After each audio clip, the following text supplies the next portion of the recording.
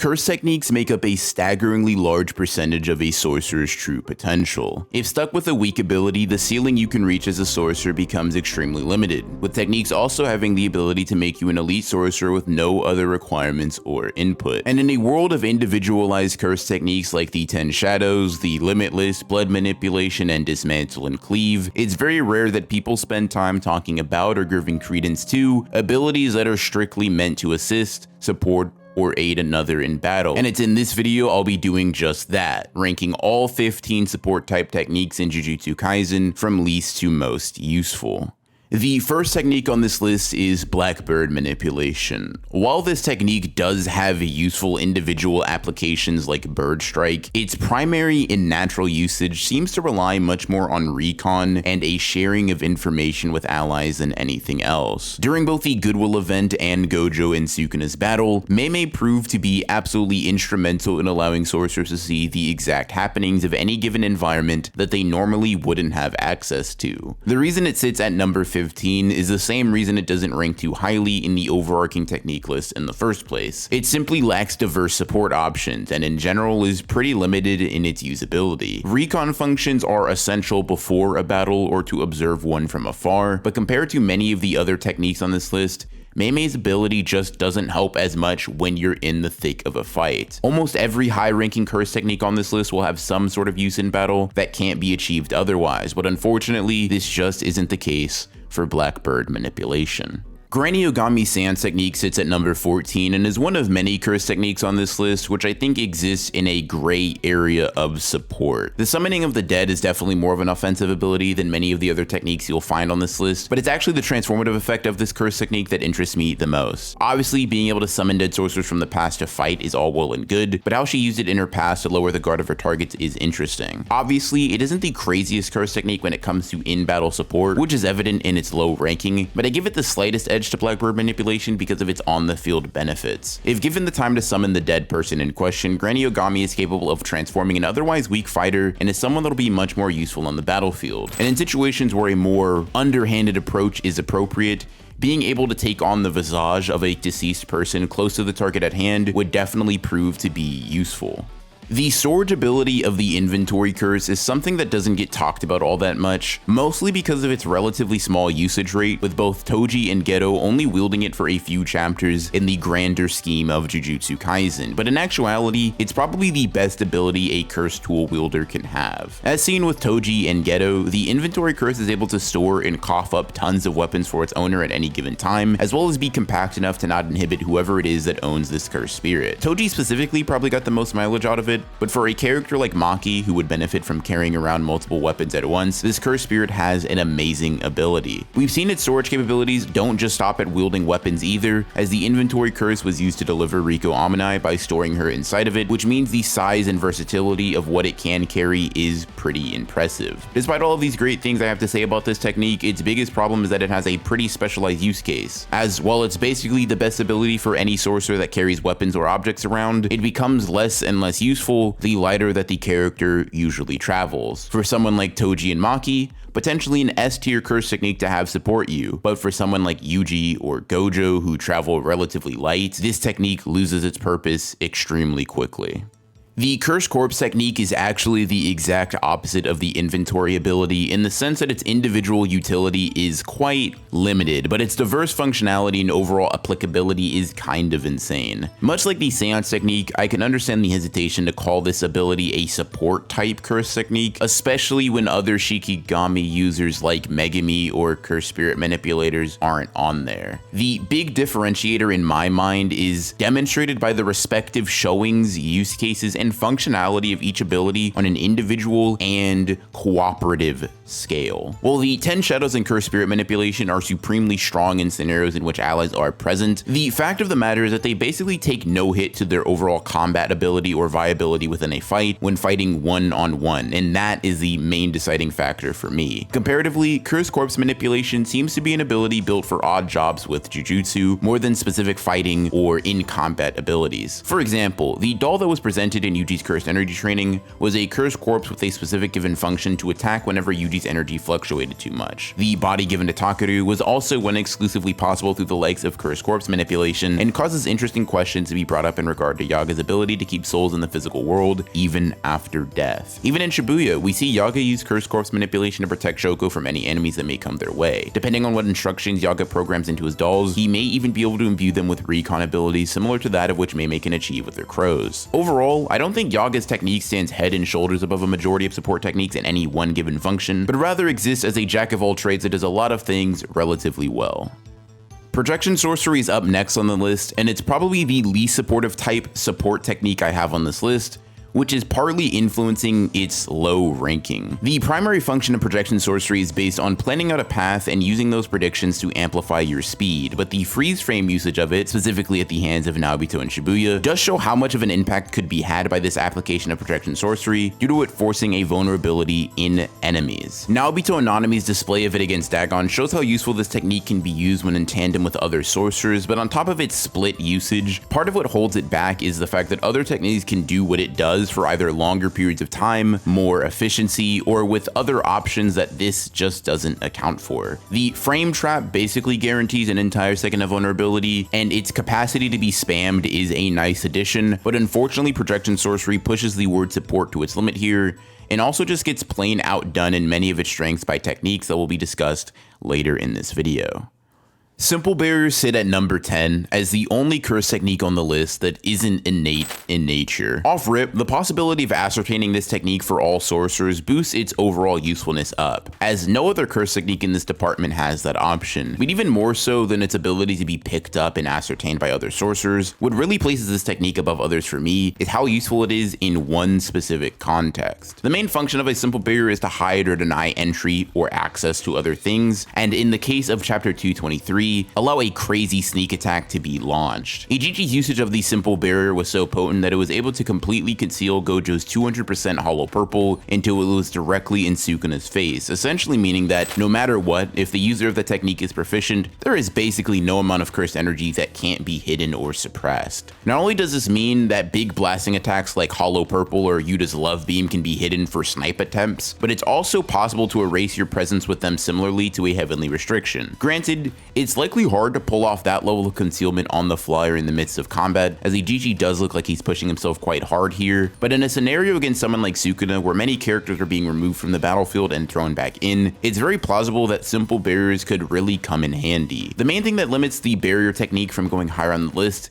is the relatively little time we've seen to determine the limitations of the technique, and also the few scenarios in which its cursed energy concealment would be useful or appropriate for any given sorcerer. Ranta Zenin's curse technique has no official name, but what I am now calling the hold still technique sits at number 9, and its reasoning is pretty obvious all things considered. With this ability, he's able to freeze or entrap a target with his cursed energy for an undisclosed amount of time, leaving the enemy vulnerable for whatever onslaught of attacks you may have in mind. Ranta's technique seems to at least have a decent bit of potency to it, not only because of his ranking as a Zenin elite, but also because it seemed like he was able to moderately limit Maki's movements, although at the cost of his own life from the strain. Maki obviously was capable of overpowering this technique, but at this point in the story, she'd also physically be powerful enough to overwhelm most things in the verse, so it isn't quite an anti-feat on Ranta or his curse techniques part. The major drawback to hold still seems to just be the user themselves, as either the eyes that appear behind the opponent are targetable, or if Ranta is trying to restrict someone too powerful, the technique has a pretty major blowback effect. Either way, there is a pretty blatant vulnerability that exists for the user of this technique. Despite all of this, its simple nature allows for it to be quite helpful in any given scenario. It doesn't have the complexity or conditions of many other curse techniques mentioned so far, or that I will mention later, but there is almost no situation in which stopping your enemy in their tracks isn't useful or helpful. The aforementioned drawbacks stop it from climbing higher up the list, but it also just unfortunately gets outdone by a technique with similar stopping power and more variety with the very next curse technique on the list.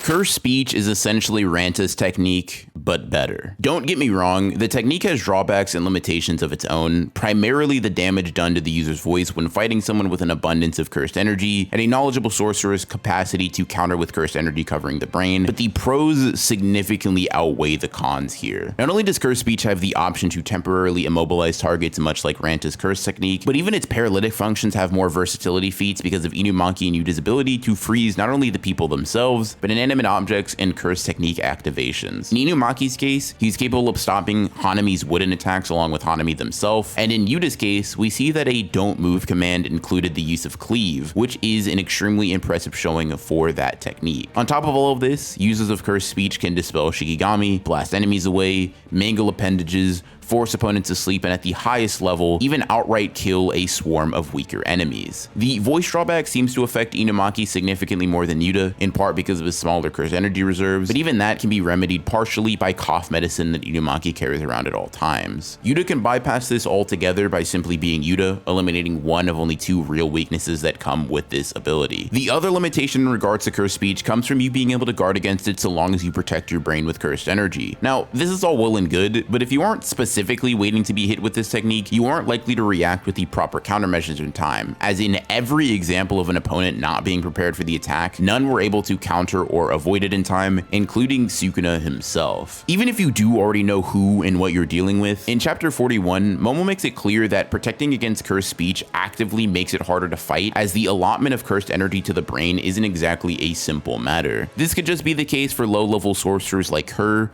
but the added psychological stress of trying to avoid cursed speech outright can also prove to be useful in battle where allies are present. Overall, cursed speech is an amazing technique in the support category and is stuck at the ace spot, not because it's particularly lacking in any particular area, but more so because of all of the other techniques' overwhelming supporting abilities and just how cracked they are at helping out in any given fight. The Ganesha Curse's cursed technique haunts me in my nightmares. Not only does the specific phrasing for it give me a migraine, but also we literally see the Ganesha Curse show off its curse technique one time against random fodder because Yuki has the one technique that can bypass it without any difficulty. Now, I'm not going to get into the weeds of the technique itself, as that will save us both a headache, but basically, if my understanding of its ability is correct, most sorcerers can't properly use their techniques within range of the Ganesha Curse, and that is infinitely useful in a battle against characters that basically live and die by their innate curse techniques. Now, I'm sure the Ganesha Curse spirit isn't able to completely erase or entangle every concept for every curse technique, but if this spirit essentially gives an opponent extra conditions to clear before being able to actually attack, that limits their countering abilities significantly and also requires them to focus on dealing with the curse on top of whoever it is that they are fighting alongside. Kinjaku is able to nearly exercise this curse, as is needed to use curse spirit manipulation on it, which means that anyone on his level or above could probably do something similar. But not only is Kinjaku a genius with sorcery who has lived for 1,000 years, but he's also in the body of a special grade with elite physical stats and many spirits of his own that he could use to test the waters. The reason this curse technique only reaches the 7th spot despite its theoretical brokenness is twofold. The first aspect just comes from a lack of knowledge. Because of its limited usage and screen time, it's difficult to determine an upper or lower limit on its potency without bleeding directly into the second aspect. The lack of knowledge on the Ganesha Curse and what concepts can or cannot be entangled leaves room for speculation on exactly how many techniques would even be at its mercy. Despite these facts, this technique is a pretty powerful supporting option against anyone extremely reliant on their innate abilities. Theoretically, of course. Love Rendevu is the simplest and most basic curse technique in the entirety of Jujutsu Kaisen. I mean, we all unanimously agree that it's explained very casually, and it's for this reason I don't even have to explain why it's at this spot specifically.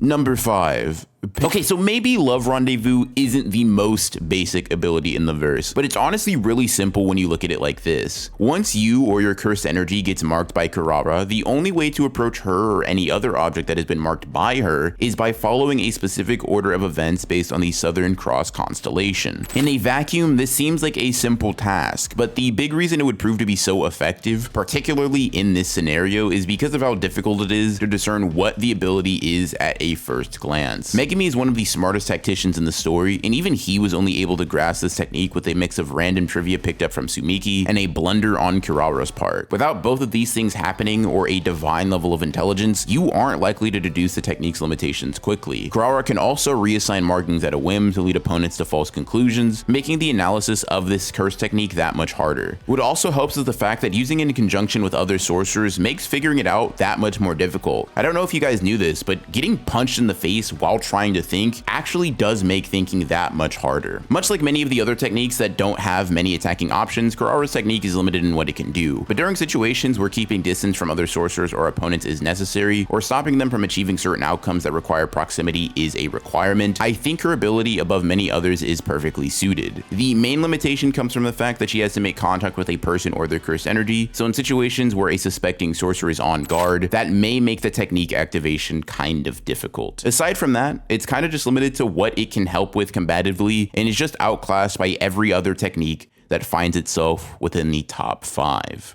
Arata Nida's Painkiller technique is the first and only ability on this list that allows for someone to directly aid and heal their allies. Now, technically Nida's technique doesn't do any healing, rather it halts injuries sustained prior to the technique activation from getting worse, and helps lower some of the pain felt by the intended target. This in itself is a huge asset, especially in a world where healing abilities, or even first aid abilities for sorcerers, are pretty rare for others to have. Shoko, Sukuna, and Yuta are the only current users of reverse curse technique that can use it to heal other people, and considering the fact that reverse curse technique is explicitly stated to not be a technique by Keiki himself, weird, I know, Nida's first aid ability separates itself from the pack by a pretty significant margin. This technique is so potent that Nida even seems somewhat confident that if real healing is given to someone immediately after death and the usage of his technique in conjunction, the person in question has a non-zero chance of survival. Considering that up to this point we haven't seen a return on Nobara or gotten confirmation whether or not he's right, I can't say for certain how correct or well placed that confidence was, but it is interesting to note at the very least. Basically, Painkiller is a curse technique that you want on the battlefield when it seems that hope is lost. Being able to take previously downed or injured fighters and giving them the boost they need to get back on their feet is underrated, and Mekamaru thought so highly of his ability that he even encouraged Nida to enter the war zone that was Shibuya with Todo, despite his lack of combat experience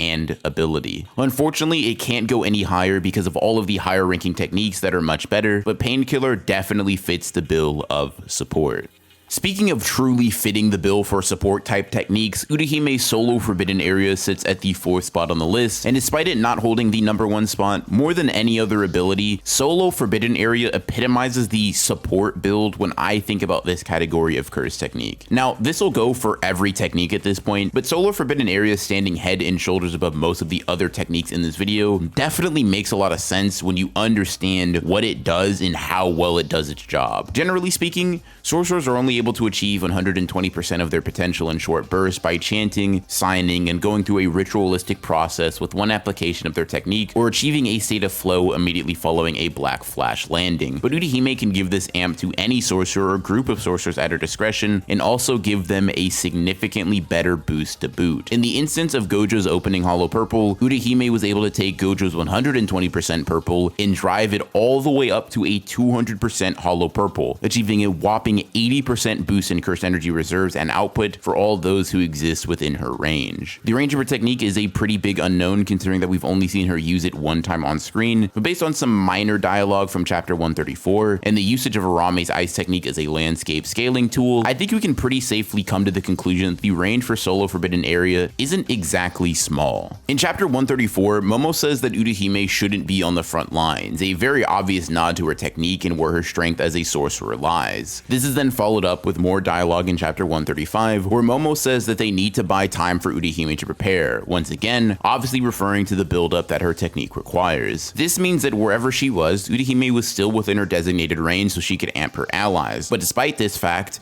neither of Arame's Ice Blast entrap her at any point, with Arame being on the higher end of characters in terms of curse energy output and curse technique range. It's not an exact measurement, but it does demonstrate that, unless explicitly targeted or fighting an opponent with absurd AoE attacks like Jogo, Dagon, Hanami, or Mahito, more often than not, Udahime can use her technique from a safe distance without worry of being immediately taken off the battlefield. This still leaves Solo Forbidden Area with one drawback. That very limitation being the amount of time it takes to charge his ability properly. This has gotten around, at least in chapter 223, by relying on Gojo's long distance Hollow Purple, so options of enhanced sniping always will exist, but even more than that, if you're in a situation where Udahime and Yuji are battling Mahito, for instance, the time it takes to go through the full song and dance doesn't really matter because Yuji is capable of keeping Mahito's full attention on him, giving Udahime time to amp Yuji to 100% of his abilities and really get things in their favor. This applies more and more the larger the disparity in numbers is, at least if the disparity in numbers is in her favor. Once again, an elite support ability in its own right, with its only major limitation being how easily targetable Udahime is if the enemy wisens up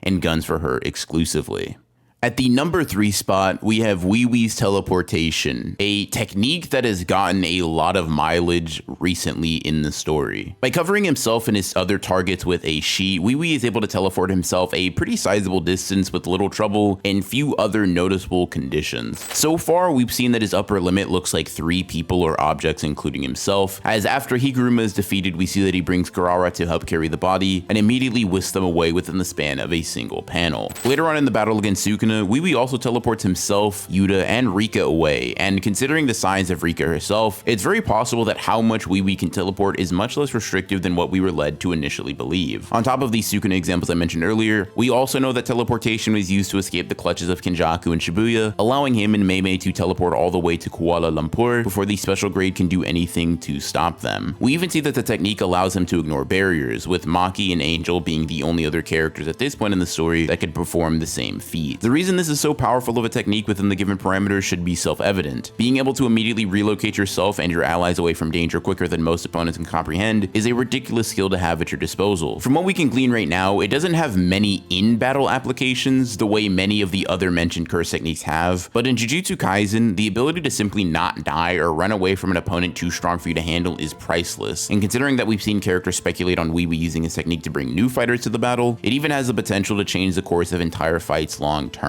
The one weakness the teleportation technique would have is that it doesn't seem super spammable. It can be pulled off quickly, but unlike say Gojo's own use of teleportation, Wee Wee doesn't have the reaction time or simplicity of conditions to use it consecutively against strong opponents. Despite that fact, it was a technique that both Kenjaku and Sukuna explicitly decided to be wary of or take a hands-on approach to handle, and that alone demonstrates how useful this curse technique can be. Not putting Heart Catch at the number 1 spot due to recency bias was one of the toughest things I've ever had to do, and even in making this video, it's so close between this and the technique that'll follow that I can't blame anyone for giving this the slight edge. Regardless, Heart Catch proved to be an incredibly clutch technique in dire moments in chapter 256. Cutie Honey is definitely how this technique rises in the ranks the way it does, but the default application of this ability isn't shabby either. With Larue's ability to manifest a large hand that can be manipulated and recreated at will, they've shown how capable they are of saving allies or providing openings for their fellow fighters to exploit. Sukuna somewhat downplays this technique in his initial observation of it, not considering it anything all that special, but not only was Sukuna not accounting for the entirety of the technique itself, but he's also the same guy that looks at current Yuji as a scrub, so his hating on it doesn't necessarily mean the technique sucks. It's pretty simple in application, but it's the simple abilities that seem to shine the most consistently on this list. Grabbing Kusakabe out of danger before getting slashed, having enough power behind the hand to slam Sukuna in a wall, and even using the hand to escape danger themselves are all different ways we've seen Larue use this curse technique in such a short amount of time. The hand also sustaining only 10% of the actual damage taken in any given encounter can be used to survive attacks and onslaughts that Larue otherwise wouldn't be able to. And being able to attack your opponents and save your allies from a distance is invaluable. So even without its secondary function being so broken, a real discussion about it being in the second half of this list would be had. However, it's obviously able to crack the top 2 because of Cutie Honey, Larue's ability to grab the heart and attention of whoever they have grabbed with their technique before. This essentially guarantees that when this technique is used, your allies will have an amazing opportunity to deal out some serious damage, as demonstrated by Yuji in chapter 256, when he landed that devastating Black Flash. Simple in nature, but potent in outcome. The only reason it's not sitting at the top spot right now is because we haven't seen it used quite as much as the number 1 support technique, so its limitations and different options haven't made themselves as evident. How many times can Cutie Honey be used on one person? Can opponents get used to the attention-grabbing nature of the technique? How would characters counter it in an extended battle? Because questions like these can't truly be answered, I have to keep this in the 2nd spot for now, deferring to one of the clutchest curse techniques in the entire story of Jujutsu Kaisen. Come on, when you clicked on this video, you knew it was going to be up here. Boogie Woogie, a great technique for a great character and an ability that honestly just does everything you need it to do. Much like Heart Catch and teleportation, Boogie Woogie is painfully simple. Clap your hands and you swap with someone, or make 2 people swap so long as they have cursed energy. This can apply to inanimate objects as well, so long as they have some amount of cursed energy present. Todo often charges up his environment to get extra uses out of the technique, mainly using rocks, coat hangers, miscellaneous items, whatever he can get his hands on and charge up, Todo's using it in order to amplify the amount of things he can swap with. But the reason this ability is so high up is simple. For your opponents, it's extremely disorienting, and for your allies, it creates openings upon openings upon openings. Up, down, left, right, forwards, backwards, you name it, Todo's sending you there, making sure to confuse you the entire way through. We see in his fights with Hanami and Mahito, even with Yuji as his dance partner, Todo was deemed the more pressing threat, not because he hit harder or could take more damage, but because his technique made avoidance so easy and landing critical blows so casual. And because Todo is Todo, he also has the apt reaction time and creativity to absolutely spam this technique over and over and over without fail, and just have the frame of mind to slip in a feint just to throw his enemies off. In fact, the feints that he has done where he feigns the use of Boogie Woogie have both resulted in Yuji Black Flashes that significantly impacted the course of the fight, with the Black Flash against Mahito securing the win, whereas it otherwise wouldn't have been possible. It's such a useful ability, in fact, that even when not using it, Todo was able to impact the battlefield. His enemy just having knowledge that he could use it is enough to have them guessing, and psychological damage like that is just hard to come by. Todo can completely remove allies from harm as well, so long as he charges, say, a rock with cursed energy, chucks it away, and claps, basically giving him the benefit of Wee Wee's teleportation. Meaning his technique demands a similar level of attention and focus to Larue's heart catch technique, and although we've only seen him fight solo or in a pair, Boogie Woogie's strengths grow exponentially the more allies he has on the battlefield, so in theory, its upper limits just scale infinitely. Cutie Honey is a pretty broken application of a curse technique, especially in a support category, so I can understand if that makes you want to swap these two placements, but we've just seen so much from Todo and Boogie Woogie, and so little weak points in this technique, that I look at it as a pretty foolproof ability, all things considered. If you made it to the end of the video, let me know what your ranking of these techniques would be, and if I missed some abilities you would consider to be part of the support category down in the comments below. Subscribe and hit the bell for more ranking videos like this, and check out this video where I ranked every grade 1 from weakest to strongest. I hope you enjoyed the video, and as always, I'll see you in the next one.